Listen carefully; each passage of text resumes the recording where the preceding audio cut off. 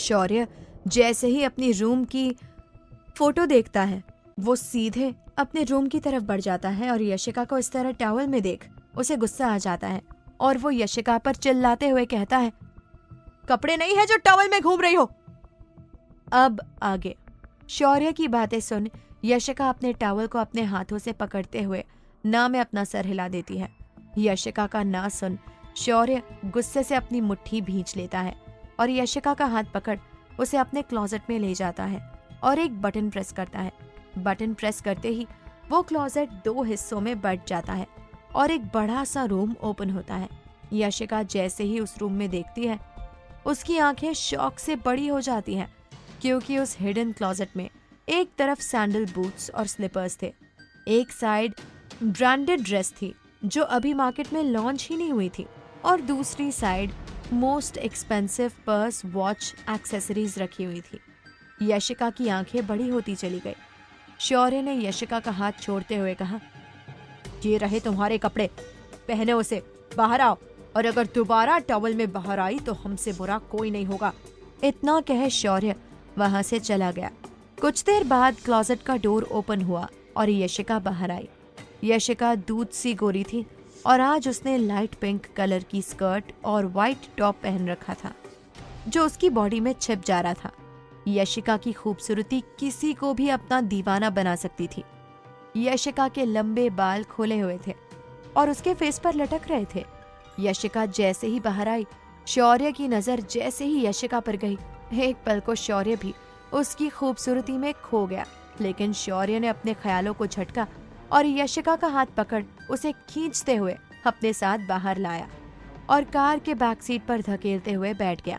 Yashika back seat पर सही से बैठते हुए बोली, आप इंसान हैं भी या नहीं? आप हमें एक जानवर की तरह ट्रीट क्यों करते हैं? ऐसा क्या किया है हमने जो आप हमसे इतनी नफरत करते हैं? सॉरी, आप हमसे ही नहीं सभी के साथ ऐसे हैं, शायद इसलिए कोई आपका अपना नहीं है। यशिका ने जैसे ही ये कहा शौर्य गुस्से से लाल हो गया और शौर्य उसके ऊपर झुका और उसकी आंखों में देखते हुए कहा, तुम्हारी इतनी औकात नहीं कि तुम शौर्य सिंह ओबरॉय से जुबान लड़ा सको। यशिका जैसे ही कुछ कहने को हुई शौर्य ने अपने होठों को यशिका के होठों पर रख दिया और उसे रूडली किस करने लगा। कुछ देर बाद शौर्य दूर हुआ और कहा, दोबारा मुंह खोलने से पहले एक बार ये जरूर याद रखना। और अचानक से कार रुक गई। शौर्य ने कहा, क्या हुआ? तो ड्राइवर ने डरते हुए कहा, बॉस, वो जगह आ गई जहां आपने कार रोकने को कहा था। शौर्य ने एक ईविल स्माइल की और यशिका को देखते हुए कहा, नीचे उतरो। यशिका अपनी लंबी सांस लेते हुए उसे देख रही थी। शौर्य ने चीखते हुए कहा, नीचे उतरे।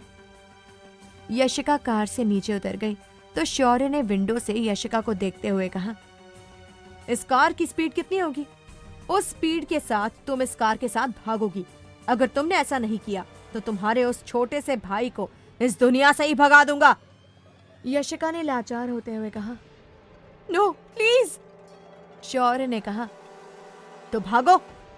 यशिका उस कार की स्पीड जितना भागने की कोशिश कर रही थी। कार की स्पीड न के बराबर थी लेकिन फिर भी यशिका की सांसें फूल रही थी। यशिका की सांसें इतनी तेज हो रही थी कि ऐसा लग रहा था कि वो अभी मर जाएगी। तभी वो आकर एक बड़ी सी बिल्डिंग के सामने रुकी। यशिका भागते भागते आई और कार के बोनट पर अपना हाथ रख सांसें ले रही थी। उसका तेज बहुत ही तेजी से नीचे हो रहा था।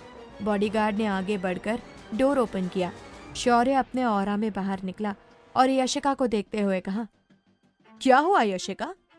यशिका का पूरा फेस लाल हो गया था। उसका गला पूरा सूख चुका था। यशिका के गले से आवाज नहीं निकल रही थी। शौर्य ने यशिका की तरफ एक नजर डाली और वहां से चला गया। यशिका ने अपने हाथों को अपने चेस्ट पर रख लिया और शौर्य को जाते हुए देखकर कहा, जल्लाद, हैवान, और फिर अपनी आंखें बंद कर ली। तभी उसके शोल्डर पर किसी ने हाथ रखा तो यशिका तुरंत पीछे हो गई और उस आदमी को ध्यान से देखने लगी। यशिका को इस तरह देखते देख फहद ने कहा, मैम रिलैक्स, और पानी की बोतल बढ़ा दिया। यशिका जैसे ही ऑफिस में एंटर हुई सभी उसे अजीब नजरों से घूर रहे थे। फहद ने कहा, अटेंशन एवरीवन। मीट बॉस की पर्सनल सेक्रेटरी।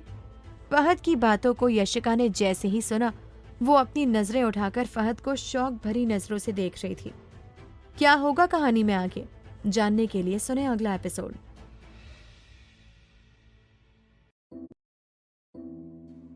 यशिका बाथरूम से टॉवल में बाहर आ जाती है और शौर्य जैसे ही रूम में जाता है, यशिका शौर्य से टकरा जाती है और जैसे ही गिरने को होती है, शौर्य उसे अपनी बाहों में थाम लेता है, जिसकी वजह से उसकी टॉवल उसके चेस्ट से हल्का सा नीचे आ जाती है और उसका क्लीवेज दिखने लगता है। और शौर्य की नजरें जैसे ही उसके क्लीवेज पर जाती हैं, वो यशिका को पटक देता है और उसे एक क्लोजेट में ले जाता है जहां यशिका की यूज की सभी चीजें थी, और वो भी हाई ब्रांडेड, जो अभी मार्केट में लॉन्च भी नहीं हुई थी।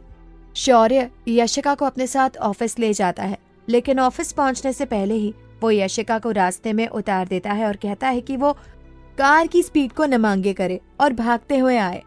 यशिका भागते हुए आती है और शौर्य उसका मजाक उड़ाता है और अंदर चला जाता है। यशिका जैसे ही ऑफिस में एंटर होती है, सब उसे अजीब नजरों से देख रहे थे और लड़कों ने अपनी नजरें झुका ली। सबको इस तरह घूरते देख यशिका को बहुत अजीब सा लग रहा था। यशिका ने जैसे ही अपने आप को देखा, उसके होश उड़ गए, क्योंकि वो पसीने से भीग चुकी थी और उसका व्हाइट टॉप उसकी बॉडी पर चिपक गया था और यशिका ने अंदर रेड कलर की ब्रा पहन रखी थी जो साफ साफ झलक रही थी। यशिका शर्म से लाल हो गई और अपनी नजरें झुकाते हुए अपनी स्कर्ट को अपने मुट्ठी में कस लिया। शौर्य अपने कैबिन में बैठा जैसे ही अपने आईपैड में देखता है, उसकी आईब्राउज तन जाती है और उसने अपना फोन ले किसी को कॉल किया। उससे कुछ कहा तो दूसरी तरफ से आवाज आई, ओके सर।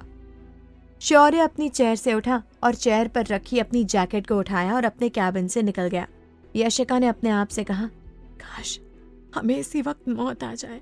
इससे पहले यशिका अपने कदम आगे बढ़ाती, अचानक से पूरे ऑफिस में अंधेरा सा छा गया। ऐसा अंधेरा कि सामने वाले का फेस भी दिखाई न दे। तभी किसी ने यशिका के मुंह पर अपना हाथ रखा और उसके हाथ को पकड़ खींच लिया। जिसने यशिका को खींचा था, उसने यशिका को वॉल से सटा दिया और उसके सामने खड़ा हो गया और अपने दूसरे हाथ से लाइटर निकाल जैसे ही जलाया, यशिका की सांसें रुक गई। वो काली गहरी आंखें देख यशिका उन आंखों में देखने लगी। ये शख्स कोई और नहीं, शौर्य था। शौर्य को अपने इतना करीब देख यशिका की धड़कनें बढ़ रही थीं। शौर्य ने यशिका को आगे किया। शौर्य ने जैसे ही आगे किया, यशिका के होंठ शौर्य के शोल्डर से जा टकराए। शौर्य जल्दी से पीछे हो गया और कहा, सही से खड़ी रहो, और अपनी जैकेट को यशिका को पहनाते हुए कहा, नेक्स्ट टाइम से इतने डार्क कलर की ब्रा नहीं पहनेंगे आप। शौर्य ने जैसे ही ये किया, यशिका आंखें बड़ी कर शौर्य को देख रही थी। वो शौर्य की बातों से जैसे जम सी गई। शौर्य वहां से गायब हो गया और कुछ ही पलों में लाइट्स आ गई और फहद ने जैसे ही अपने साइड में देखा तो यशिका नहीं थी। फहद ने आवाज दी, मिस यशिका। यशिका स्टैचू बनी शौर्य की बातों में खोई हुई थी। फहद की नजर जैसे ही यशिका पर गई, वो यशिका के पास गए और कहा, मिस यशिका। फहद की आवाज सुन यशिका होश में आई और कहा, यस सर।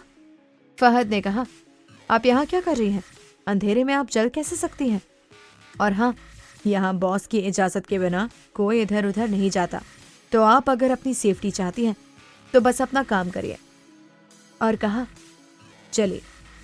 और सभी एम्प्लॉइज से मिलाते हुए कहा, ये है यशिका, शौर्य सर की पर्सनल सेक्रेटरी और उनकी असिस्टेंट भी। यशिका ने जैसे ही ये सुना, उसने अपने मन में कहा, ये जल्लाद पागल है क्या? Personal secretary. सभी लोगों ने जैसे ही ये सुना, वो शॉक्ड होकर यशिका को देख रहे थे, क्योंकि शौर्य की पर्सनल सेक्रेटरी होना मतलब मौत की गुफा में जाने जैसा है। सभी यशिका को अजीब नजरों से देख रहे थे, क्योंकि यशिका के ऊपर शौर्य की जैकेट थी। फहद यशिका की तरफ बढ़ा और कहा, मिस यशिका, आप हमारे साथ आइए। यशिका फहद के पीछे चली गई। लंदन, एक लग्जूरियस रूम जहां की हर एक चीज ब्रांडेड थी। काउच पर बैठा यंग हैंडसम सा लड़का अपने फोन को देख मुस्कुराया जा रहा था। तभी उसके डोर पर नॉक हुआ। उस लड़के ने कहा, अंदर आइए। एक लड़की अपने हाथों में आईपैड लिए हुए एंटर हुई और आईपैड उस लड़के को देते हुए कहा, वीएस, ये आज के फोटोशूट की कुछ इन्फॉर्मेशन। ये लड़का कोई और नहीं, वीर था। वीर ने आईपैड लिया और जैसे ही उसकी नजर आज की मॉडल पर गई, उसने गुस्से में अपना आईपैड उठा के फेंक दिया। रिया वीर के इस अचानक बदलते बिहेवियर से डर गई और अपने कदम पीछे करते हुए कहा, सॉरी साहब। वीर काउच से उठा और रिया की तरफ बढ़ने लगा। रिया के कदम डर से पीछे हो रहे थे और रिया वॉल से जा टकराई। वीर रिया के सामने आया और अपने हाथों को वॉल पर रख रिया को अपने मस्कुलर बाजुओं के बीच लॉक कर दिया। रिया ने डर से अपनी आंखें बंद कर रखी थी। वीर उसके करीब गया और उसके फेस पर फूंक मारी और तेजी से हंसने लगा। रिया ने जैसे ही वीर की आवाज सुनी, उसने धीरे धीरे अपनी आंखें खोली तो वीर खिलखिलाते हुए हंस रहा था। वीर को इस तरह स्माइल करते देख रिया उसके फेस में कहीं गुम सी हो गई। रिया को इस तरह अपने आप में खोता देख वीर ने अपनी हंसी कंट्रोल की और कहा, रिया, अब वीएस से डर रही थी? Oh my God. Don't worry Riya, मैं आपको कभी चोट नहीं पहुंचाऊंगा। और हाँ, आज की शूट में हमारी मॉडल आप बनेंगी, ये नहीं। वीर की बात सुन रिया शॉक हो जाती है। Loyola industry. फहद यशिका को अपने साथ शौर्य के कैबिन में ले जाता है और उसको डोर के पास छोड़ वहां से चला जाता है। यशिका डोर पर नॉक करती है तो दूसरी तरफ से कोल्ड आवाज आती है, कम इन। यशिका जैसे ही एंटर होती है, उसके सामने उसका जल्लाद शौर्य सिंह ओबरॉय उसे ही घूर रहा था। यशिका धीरे धीरे आगे बढ़ती है तो शौर्य उसे अपने हाथ से इशारा करता है और अपने पास बुलाता है। शौर्य का इस तरह अपने पास बुलाने से यशिका डरती हुई आगे बढ़ती गई और शौर्य के सामने जाकर खड़ी हो जाती है। शौर्य यशिका का हाथ पकड़ते हुए बोला, कौन हो तुम? यशिका शौर्य की बात सुन उसे कंफ्यूज नजरों से देखते हुए बोली, कौन हूं मैं? आप बताइए ना, कौन हूं मैं? शौर्य ने उसके हाथ को खींचा जिससे यशिका शौर्य के ऊपर जा गिरी। शौर्य ने उसकी कमर पर हाथ रखते हुए उसे अपने गोद में बैठाया और उसके शोल्डर पर अपने चिन को रखते हुए कहा, खिलौना हो तुम, शौर्य का खिलौना, जिससे शौर्य अपना दिल बहलाएगा। यशिका को शौर्य के लफ्जों से नफरत हो रही थी। यशिका जैसे ही उठने को हुई, शौर्य ने कहा, लगता है तुम्हें सुनाई नहीं दिया। शौर्य का खिलौना हो तुम, सबसे महंगा खिलौना, जिसे शौर्य ने 15 लाख में खरीदा है। यशिका ने गुस्से में अपनी मुट्ठी कस ली और अपनी आंखें बंद कर ली। तभी शौर्य के कैबिन पर नॉक हुआ। शौर्य ने यशिका को छोड़ दिया और अपने आप से दूर कर दिया और कहा, जाओ कॉफी लेकर आओ। यशिका जैसे ही जाने को हुई, शौर्य ने कहा, लेकिन उससे पहले कपड़े बदलो। यशिका का गुस्सा कंट्रोल नहीं हुआ और वो गुस्से में पीछे मुड़ी और शौर्य के सामने रखे कांच के टेबल पर अपना हाथ मारा और कहा, शट अप! उसकी आंखें लाल थी, उसके गाल लाल थे। शौर्य ने यशिका को इस तरह देख ईविल स्माइल करते हुए कहा, यशिका, कम और तेज, ये कांच टूटा नहीं, चलो मारो, और तब तक मारो जब तक ये कांच का टेबल टूट ना जाए। यशिका अपनी लाल आंखों से शौर्य को देखते हुए बोली, आप पागल हैं या पागल बनने की प्रैक्टिस कर रहे हैं? शौर्य अपनी चेयर से उठा और यशिका के सामने आकर खड़ा हो गया और कहा, क्या कहा तुमने? पागल? तो चलो इस पागल का पागलपन देखते हैं। एक बार फिर डोर पर नॉक हुआ। नॉक की आवाज से शौर्य इरिटेट होते हुए बोला, कम इन। फहद अंदर आया और कहा, बॉस। लेकिन सामने का नजारा देख उसकी आवाज उसके गले में अटक गई। क्या होगा कहानी में आगे, जानने के लिए सुने अगला एपिसोड।